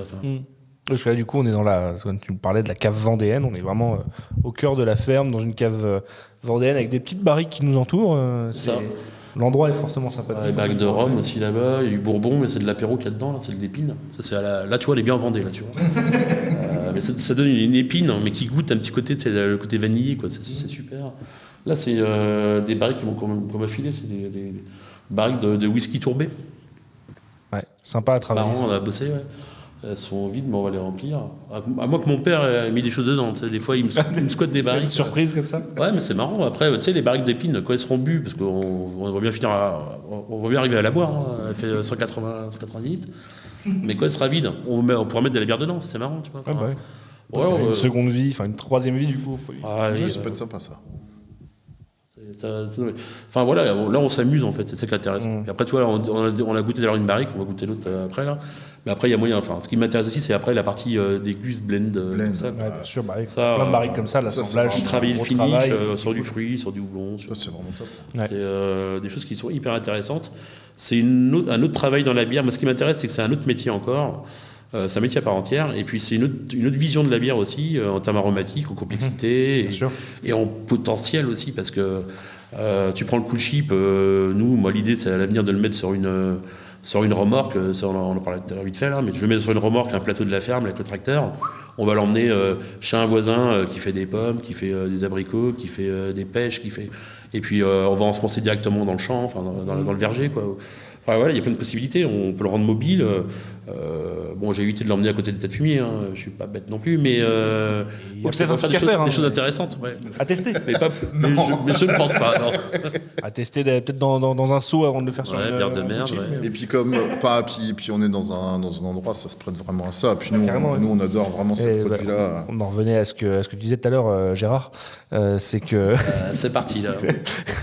C'est que. C'est mon troisième nom, ça. Ouais. Prénom. Ah bah. Non, je rigole. Merde, j'aurais pu bien tomber. Mais c'est que Ferme Brasserie, on est quand même plutôt raccord pour venir travailler des bières plus fermières, des saisons, des farmhouse et des bières un peu plus sauvages, quoi. Et même, j'ai envie de te dire, la finalité du truc, ce serait même d'avoir une levure vraiment à nous.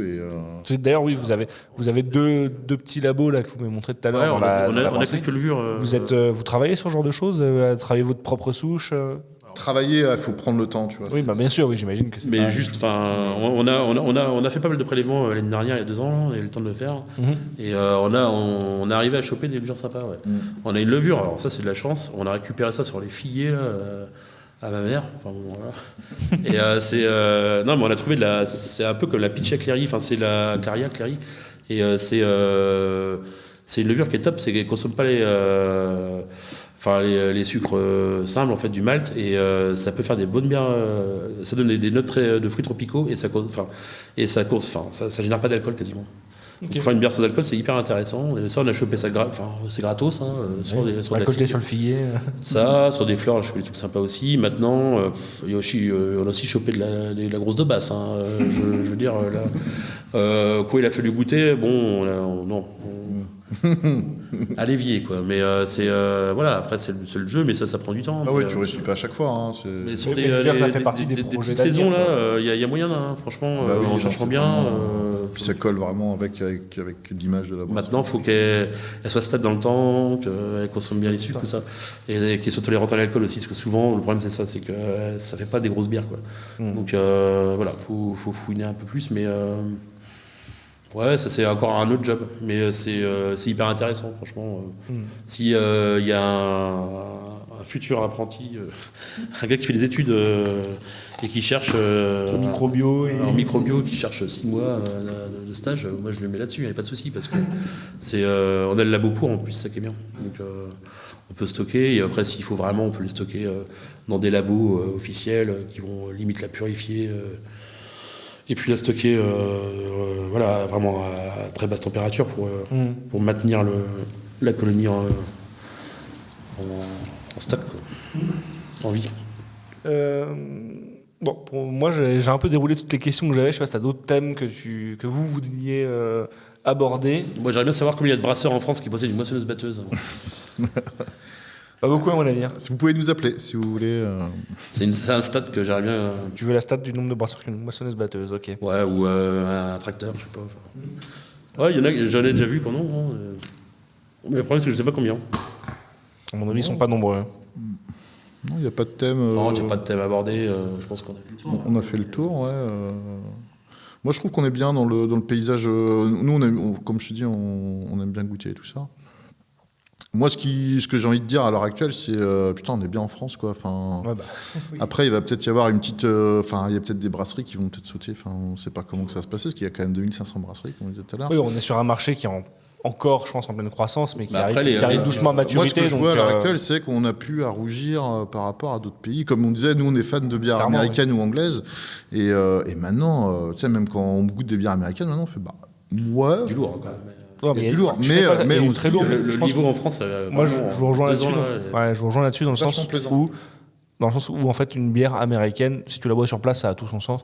À partir du moment où tu l'as fait importer, qu'elle a voyagé, que tu ne pas forcément les meilleurs lots et qu'elle coûte une blinde d'arriver sur notre territoire, bah elle vaut pas forcément plus le coup. Mais déjà, les Américains, quand ils prennent une IPA, c'est une IPA de l'État. Ils vont pas s'emmerder sur la côte ouest à prendre de la côte est. Hein. Et alors, est-ce que la prendre en plus jusqu'à l'Europe J'en profite pour faire un petit coucou à nos amis du podcast américain Binous USA. Merci. Tu vois, j'allais faire un coucou à des gens, je ne me souviens même plus leur nom, mais qui eux sont basés au cœur de la Louisiane, des Français en Louisiane, Ouais, ils boivent des bières locales et très rarement ils font des reviews de bières d'autres États, ou alors c'est vraiment les gros mastodontes, les Sierra Nevada et compagnie, parce que ils trouvent pas grand chose d'autre. En effet, tu bois la bière de ton État, ils ont tellement de brasseries de qualité. Nous, qu'il n'y a ça pas va forcément Au besoin final, d'aller ça va chercher venir ailleurs. Paris. En fait, la France, ce sera un État de bière et tu goûteras. Enfin, ça sera. Tu veux une bonne IPA, il y a forcément de lui. T'auras forcément et du monde qui fait de la bonne bière. ça rebosse sur le local et c'est hyper intéressant en fait. Et ça, pour le coup, je pense aussi que ça fait partie peut-être des rares points positifs du Covid, c'est que ça a un peu recentré aussi les gens sur la consommation de produits locaux, d'aller chercher des produits un peu plus naturels et surtout de la production locale, Oui, et pas s'emmerder circuit court. Je sais pas si c'est quelque chose que vous avez ressenti d'ailleurs. Si, Du coup, nous on bosse avec pas mal de clients qui sont épiceries ou qui font pas mal de produits locaux en fait. Et on voyait, enfin, eux, l'avant et l'après Covid, ça. Vous aviez continué la vente directe aussi pendant les confinements et tout, en tant que produit de première nécessité qu'est la bière. C'est ça, c'est à l'ancienne. On a toujours les gens ils appelaient, on ouvrait le portail au niveau du quai, elle était à 3 mètres. Voilà. On poussait la palette, on s'enculait et ils la prenaient, tu vois. Voilà. Vous mettrez le paiement sur C'était contact. toute une danse, ça. Super, ça faisait vraiment. Mais Mais oui, on a toujours notre site internet où on peut commander en direct ici, et on fait des envois. Alors, il est un peu en vrac à l'heure actuelle, mais il va vite revenir. Ouais, on va retirer. Revenir, mais ça c'est un truc qui est cool. Et puis nous qui avons l'habitude on est un peu des touristes de la bière, c'est-à-dire que dès qu'on va dans une région ou dès qu'on va dans un pays, quoi le but? C'est goûter de la bière. Donc maintenant en fait on peut aller n'importe où en France et on va pouvoir goûter des super bières. Et ça c'est hyper bien. Je pense que c'est un peu l'objectif de tout beer geek qui voyage. C'est quand on voyage, on cherche toujours les brasseries aux alentours. Ouais. Et là t'es là, putain ils font ça ici, putain c'est cool. J'étais au resto avec ma copine et des amis là, ce midi. Ma copine disait j'aimerais bien quand même aller faire un petit tour vers Annecy et tout. Je fais pas de problème, on se prévoit une semaine de vacances et je fais toutes les brasseries sur la route. C'était pas le projet que j'avais. Mais après, tu vas être obligé. Puis une semaine, 15 jours, hein, parce que. Il y a à voir. Hein. Après, faut surtout avoir un véhicule qui possède un gros coffre aussi, parce que. Oui, si tu me chopes un échantillon. Pas de tomber sur les douanes. Non, faut que je mette ça. Non, mais on parlera de ça hors. C'est droit inclus, donc c'est bon. Hein. D'ailleurs, je reviens en parlant d'anecdotes sur la cave. Il paraît qu'il y a une histoire à raconter. On peut finir là-dessus peut-être ? Oh non, oui. Bah vas-y, raconte-la. Alors je la raconte. Je suis Potteroche. Hein. Non, mais bon. C'est pas ouf comme histoire. C'est pas ouf. Ah. Bah, pour Vincent, non, c'est pas ouf.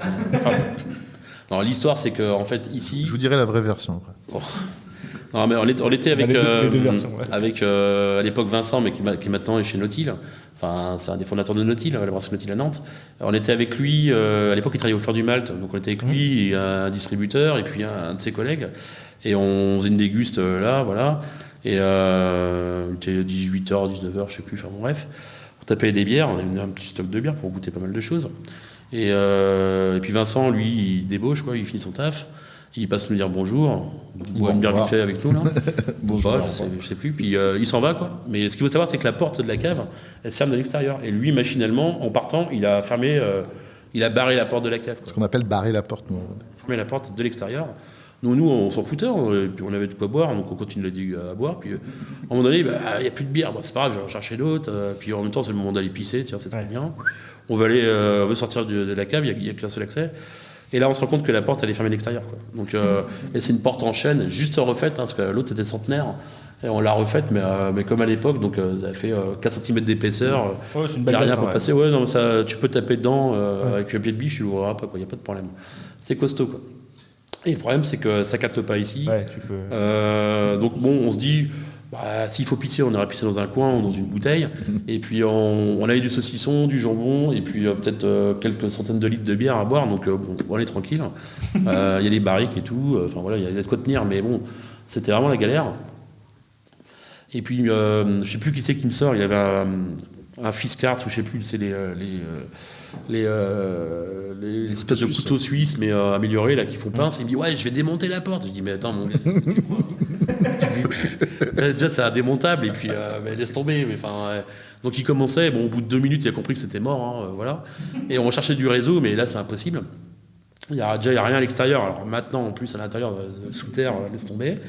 Et donc là on était vraiment comme des cons. Franchement on se voyait passer la soirée là jusqu'à temps que. Et mes parents n'étaient pas là ce soir-là. Ils habitent juste au-dessus. Et là chance. Je sais pas pourquoi, c'était annulé le truc où devait aller. Ils sont revenus dans la soirée. Et mon père, il fait... alors là, c'est ça qui m'a... Je sais pas pourquoi ça lui est venu à l'idée, mais il fait, je vais aller à la cave, chercher une bouteille de pinard, quoi, tu vois. Il descend, on l'entend, il siffle et tout. Il fait, il a la lumière là, puis c'est barré, il ouvre. Et en fait, il nous a ouvert, nous on était comme des cons, quoi. Et normalement, il n'aurait jamais dû venir à la cave prendre une bouteille de rouge en pleine nuit, ça je comprends pas. Et il devait pas être là, quoi. Et donc il nous a un peu sauvés, alors restait quoi, 20-30 minutes peut-être. ça va, c'est 40 minutes, si long que ça. Un quart d'heure. Je sais plus. Non. 10 minutes, un quart d'heure. Non, 20, 30, 40, je sais plus. Suffisamment longtemps pour finir les Cet bières. enfoiré, en fait, donc moi j'étais chez moi bien tranquille, et à 1h du mat, je reçois un message. 3 heures après, quoi. Et putain, tu nous as enfermés dans la cave et tout. Je fais, putain, c'est une grosse sueur froide. Ah merde, putain. J'ai pas menti, j'ai juste pas dit. J'étais prêt à me rhabiller, tu vois, à bouger. Et puis en fait, j'étais déjà sorti depuis 3 Il est en heures. train de picoler. Prévenir, c'est qu'il était sorti à du coup. l'extérieur. Mais non, mais c'était. Ça m'a fait flipper un peu, mais voilà, c'est la petite Si tu anecdote. rencontres les gars de Nautil, Vincent, tu pourrais lui en parler, si tu te souviens. On parlait de Oui. l'incursion dans la cave. Ouais, carrément. C'est ça. C'était un peu l'expérience. Après, il y a eu d'autres choses ici. Il y a eu des clips de tournée. Des Il y a clips eu de BBC Soundbox. Hein. Ouais. Tiens d'ailleurs, on n'a pas évoqué, mais Là, la bière de MC Circular. Alors, dans le clip, le Headfive. Alors déjà, on peut déjà parler de la BBC Soundbox, parce que c'est une super aventure. C'était la première bière commercialisée de la brasserie, en fait. c'est ce qui nous a fait ouvrir la brasserie. Hein. Ok. Ouais. C'était une bière, en fait, on l'a sortie le 3 décembre 2013. Et c'était une bière musique. D'ailleurs, elle est dans le Beer Magazine Oui. du mois de juin 2014, quand j'ai ouvert la brasserie. Il faisait un article de 4 pages sur la bière et la musique dans le monde. Ok. Donc, alors, BBC Soundbox, c'est un groupe du coin. C'est vraiment des potes. Et, Ouais. Il citait toutes les bières dans le monde, bières musicales. Et donc, Motorhead, Ouais, les moteurs, les ACDC, tous les trucs, Maiden, les Maiden, ouais. tout ça. Et là, qu'est-ce qu'on voit? L'étiquette de la bière dans le truc, alors que nous, la brasserie n'était pas encore officiellement ouverte Ouais, à vous l'époque. étiez pas au courant, Et, vous savez, pareil. enfin, au niveau des douanes, oui, mais pas au niveau de la communication. Et on ne sait pas d'où c'est. J'aimerais bien savoir, le mec qui a fait l'article, mais où est-ce qu'il a trouvé ça? Parce que c'était. Il devait y avoir 800 bouteilles, 75. C'est le réseau, mon gars. Et puis c'est le 3 réseau. fûts, quoi, à l'époque. Quoi. Enfin, et en fait, la particularité de cette bière-là, c'était que l'étiquette, tu avais en fait la pochette de l'album, c'était une bière album en fait. Tu l'achetais, tu avais le code barre de téléchargement de l'album en dessous. Ok. Et tu avais le tracklist en revers de l'étiquette. Et tu pouvais boire la bière, c'était une American Pale Ale avec la 1056. Et puis c'était Dario Ping, Centennial à l'époque, je crois, et puis Amarillo. Et tu pouvais boire ta bière en écoutant la ZIC en fait, que tu as téléchargé. Donc ça a été la première vraie bière de la brasserie, quoi. Et après, c'était la Mus, et puis voilà. Mais Oui, il y a une petite histoire bière et musique. Quand même. ouais. Bah, je sais pas Revenu, si tu veux. Enfin, nous, même sur nos bières éphémères, on essaye tout. Enfin, nous, on Oui. est deux passionnés de musique. Alors après, dans des registres bien différents. Ouais. Mais on essaye tout le temps. C'est sûr, tout de suite. Mais on essaye tout le temps de mettre un petit. Alors, souvent, c'est des noms anglais ou machin. Et ça a toujours un petit rapport avec de la musique ou voilà, des paroles de chansons ou de groupes, tu vois. Du coup, c'est quoi les références musicales? Alors, Maxime, lui, il va être. C'est hip-hop, libraire musical, musique de film. Ok. Mais voilà. Musique de film. Et de documentaires subaquatiques italiens des années 70. Ouais. Enfin, C'est très spécifique. film de boule italien, quoi. Ah oui, d'accord. Subaquatique. Non, après, ça, c'est de la sexy comédie italienne. C'est pas des films de cul, c'est de la sexy comédie. C'est pas pareil. Des films de genoux. Et moi, ça va être plus tout ce qui est rock, stoner, hardcore, punk. Ok. Donc voilà. Et bon, bah voilà, on cohabite avec ces trucs-là. Du coup, il y a eu des références musicales dans pas mal de noms de bières. Oui. Ouais, ça Ouais, arrive. mais ça, y a Moi, pas- j'ai un souvenir de la Mussive Attack. Ouais. Mussive Attack, à la base, ça s'appelait l'arme de destruction mussive. C'était trop long. Et moi, j'adorais, ça claquait, quoi. Mais ça me dit, ouais, fais chier que ton Bah, quand truc. tu vois les noms de certaines bières craft, je pense que tu rentrerais dans les gabarits. Hein. Ouais, mais du coup, on l'a tous. En fait, c'était l'arme de destruction mussive. Et en fait, on l'a tous appelé Mussive Attack. En fait, à un moment donné, c'était la Mussive Attack, quoi. Donc, on a dit, bah, on est con, pourquoi on utilise. C'est le nom de mon chat, en fait. Hein. Et du coup, le chat, il s'appelle Mussive. Mais, C'est les clients qui l'ont appelé comme ça, c'est pas moi. Hein.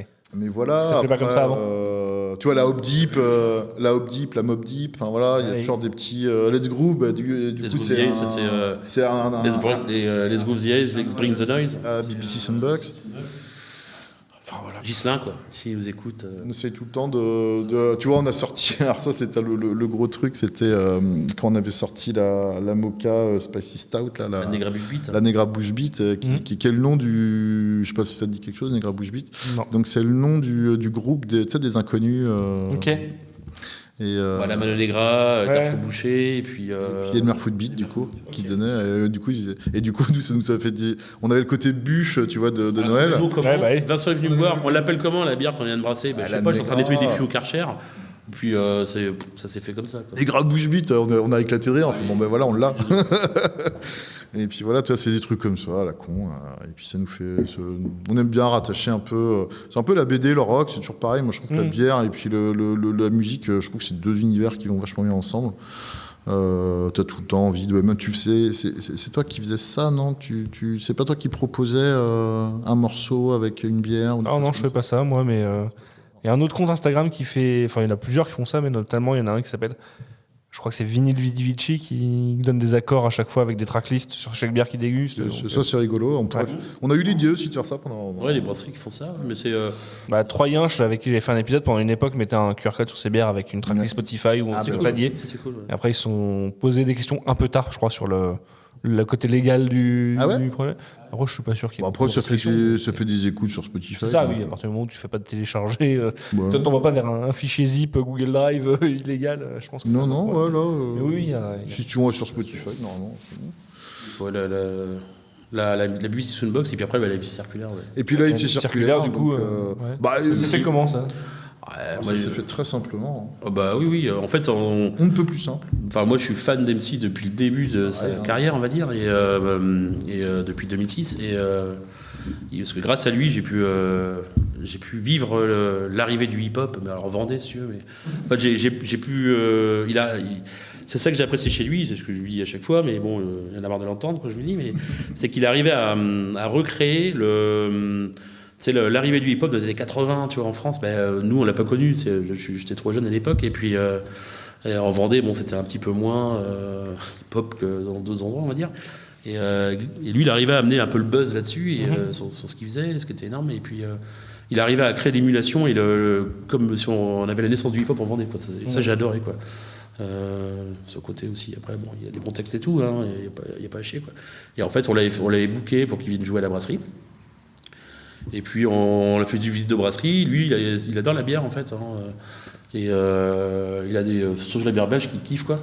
Et c'est le seul gars qui a fumé des clopes, on va dire, dans ma salle de fermentation. Des cigarettes qui collent au doigt. Et donc du coup, je tolère. Hein, voilà, c'est exclusif. Et c'est bien entendu en fait. Hein, on est devenus potes. Et puis. Et on a parlé de bière, on a bu des coups, puis putain, mais moi, faut que je fasse cela. C'était un peu un de ses rêves de. Ça rêve d'avoir une bière à son nom, quoi, en fait. Ouais. Ou c'est né comme ça, quoi. Et puis après, qu'est-ce que tu veux? On essayait de leur faire aller faire ailleurs. Il y avait une soirée où ils jouaient. On s'était fait une déguste avant, pendant, après, on va dire. C'est de trouver un peu ses goûts, et puis qu'est-ce qu'il appréciait, dans quel délire il voulait aller, quoi. Et il fallait qu'il y ait une teinte. Moi, je suis plus parti sur une double IPA, tu vois, au début, 8,5. Et lui, non, il voulait côté belge. Et d'un côté, c'était très bien qu'il impose ça. Enfin, c'est pas vraiment qu'il l'imposait, mais on n'avait pas ça c'était vraiment son délire. Et on n'avait pas du tout de. En fait, on s'est rendu compte qu'on était très. Enfin, même moi, en amateur, j'ai brassé très peu de bière belge, en fait. Et à part les saisons, mais je veux dire, sur le côté belge, Strong Ale, quoi. Belgian Strong Ale. Et donc, ça, c'était hyper intéressant d'aller partir sur une triple. Et puis. Et du coup, on a amené un peu l'eau de pâte, on a fait un petit Dario-Pinot Simcoe avec une levure un peu plus sympa, quoi. Mais ça a été intéressant comme défi parce que faut pas se craquer, puis ça part en canette en plus, donc de la triple. Puis lui, il a été très cool sur le truc. Il a dit moi, je vous file mon blaze, vous faites ce que vous voulez, je vous fais confiance. Je sais que ça partira pas en couille, voilà quoi. Donc du coup, maintenant, la MC circulaire, on est sur une belge dry OP en canette 50. Belgian Struggle Ale, Dario-Pinot Simcoe, 8,5. Et donc la canette 50. 50 centilitres. On garde un peu cette image de 8,6 et compagnie. Il faut savoir, cette bière-là, quand même, si vous en prenez à l'apéro, faut faire gaffe. Hein. Parce que moi, elle m'a mis beaucoup de fois en défaut. Hein. Alors, Et en fait, c'est une bière qui surprend pas mal, parce que les gens, justement, quand tu parles de 8,6, ont vraiment cette impression qu'ils vont boire. C'est pas comparable du tout. Qu'ils vont boire une bière genre 8,6 et tout ça. Et on a été au festival à Lille donc, cette année. Et on a été un peu épaté du retour, de l'accueil que la bière a eu, surtout dans ce territoire où ils sont très crantés, triples et tout ça. La prochaine étape, c'est d'aller en Belgique avec cette bière-là. Et challenge là. Et les gens ont grave kiffé. Et nous, ça nous a fait hyper plaisir. On a dit on va peut-être se faire défoncer, tu vois. Et en fait, ils ont grave trippé le tri. Ils ont fait putain, ça fait longtemps qu'on attendait une bière comme ça, tu vois, encore une fois, pas trop sucrée, etc., avec un peu de houblon. Alors les houblons, On a même eu les gars qui veulent que s'ils font des fûts à l'année dans leur bar, à la fin de l'année, qu'ils fassent venir MC circulaire. Ouais, c'est ce qu'il les a raconté. Alors. Et puis lui, incentive. Et puis lui, ça le ferait tripper à mon avis. Je sais pas, faut voir avec lui, mais c'est. Ça serait marrant. On t'en a pas encore parlé. Ça va pas en faire. Ouais, donc voilà, non, hyper content de cette bière, de la collab. Et puis tu vois, c'était parti pour être une éphémère, puis c'est des bacs dans les bacs qui va revenir, et puis qui est devenu maintenant un classique de chez nous. C'est en fait, on se rend compte que des fois les éphémères, quand ça c'est le plaît, but aussi des éphémères. des fois, c'est dommage de lâcher le truc parce qu'en fait, tu vois, la Tropic Thunder, je sais qu'il y a un front de libération qui s'est créé là. Oui. Ça, on l'a pas dit, Vers Pissotte là-bas. Moi, je suis pas. En fait, cette bière-là, je suis partagé. C'était pas vraiment le résultat que je voulais avoir. Donc là-dessus, je suis pas content de moi. Mais Tropic Thunder, pour rappeler, double Neipa avec des fruits tropicaux. C'était quoi les mangue fruits et orange. Mangue orange. Alors pour moi, c'est une des meilleures. Enfin après, pour moi, c'est une des meilleures bières qu'on a brassées. Enfin, tu vois, comme quoi, voilà. Ouais, des avis divergent. Les goûts et les couleurs. Et Elle est bien, mais il y a une texture, il y a une complexité, moi que je trouve vraiment bien justement, qui finit sur ce finish avec des houblons néo-zélandais qui vont apporter toute la caractéristique. Et puis on est sur ce petit jus de fruits qui part bien et qui finit justement sur ce côté houblonné. Du coup, je trouve que ça se boit dangereusement bien pour une bière. c'est très dangereux pour la par contre, d'alcool, ça c'est sûr. Ouais. Et, Justement, moi, il me manque la texture. Pour moi, elle devait être plus épaisse que ça encore. et du coup, ça, on s'attend encore à la refaire, ou tu vois. Après, elle peut toujours évoluer, quoi. Ça peut, Ça peut évoluer, peut-être que si on la refait, on fera peut-être ça avec d'autres fruits. Ouais, ou d'autres fruits, puis on part sur un autre nom. On fait ça autre peut chose. être une gamme, ouais. Mais donc ouais, il y a des gens là qui ont un groupe de musique. Et je voudrais qu'ils jouent, mais ils sont fans de cette bière-là. Et moi, je suis pas si fan que ça de cette bière-là. Et donc du coup, j'ai pas envie de la rebrasser. Et ils sont en train de négocier le fait qu'ils viendront pas jouer si je rebrasse pas cette bière. Donc je pense que je vais prendre la Brewmaster 20 litres et je vais le faire comme ça. Putain, ils auront leur bière, Ils ont ça va raison. faire 6 mois. Et puis... Mais ça, c'est le côté sud-vendéen. Ouais, c'est des sacrés négociateurs, hein. Putain, les marchands de tapis, quoi. Voilà. À moi, donc eux, ouais, ils ont tout de suite senti le truc. Ils se sont fait, ouais, attends, on va taquiner un peu de bestiaux là-bas. Ouais. Et du coup, on se demandait s'il y avait encore des choses à évoquer. Finalement, on a pas mal de choses à dire. Et ça me fait penser. On peut parler. On peut parler de la Le bière. pichet est vide, là. Le pichet est vide, c'est le problème, ouais.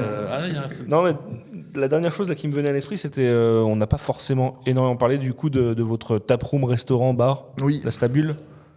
Alors, qu'est-ce que vous pouvez me dire à ce sujet-là?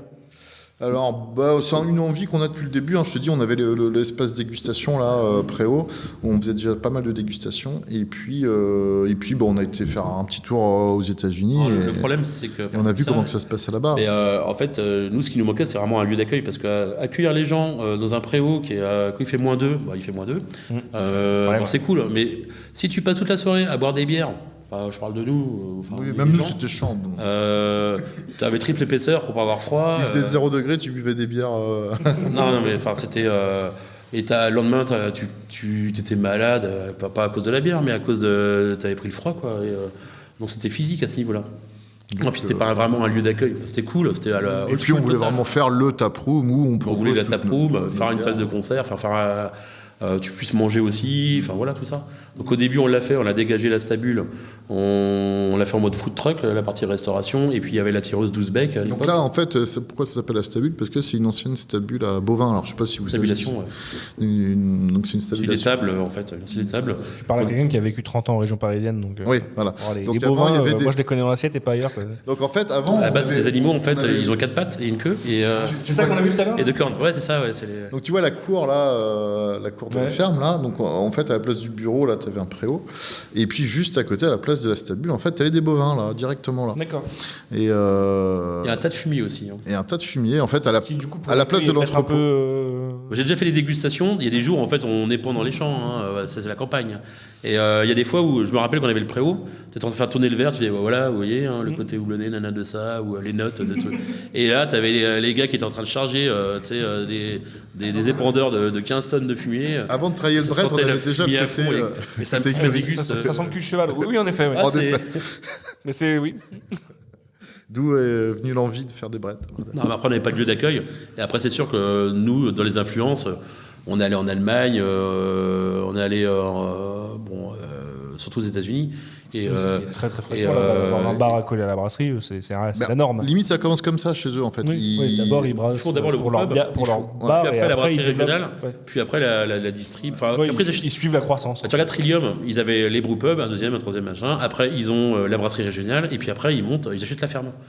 C'est l'étape d'après. Et pareil pour Rogue, par exemple. On va le faire, mais à l'envers, quoi. C'est-à-dire qu'on a la ferme, après on va faire à l'envers. La brasserie, le brewpub, brewpub, et après ils achètent la ferme. Mais c'est ça qui est qui est marrant en fait. Il y a trop de brasseries qu'il y a de schémas et qu'il y a de concepts en fait. C'est ça qui est intéressant aussi dans Ouais, bien sûr. Puis après, le propos de la Stabule, donc c'est proposer nos bières locales et puis aussi de proposer évidemment de la nourriture. Donc on parlait des steaks tout à l'heure, par exemple avec les burgers. Les steaks hachés. Donc on est parti sur du burger. Et puis après la partie grill, parce que dans une bête, il y a l'avant, il y a l'arrière. Donc l'arrière c'est des morceaux nobles on va dire, et puis l'avant c'est par un steak haché.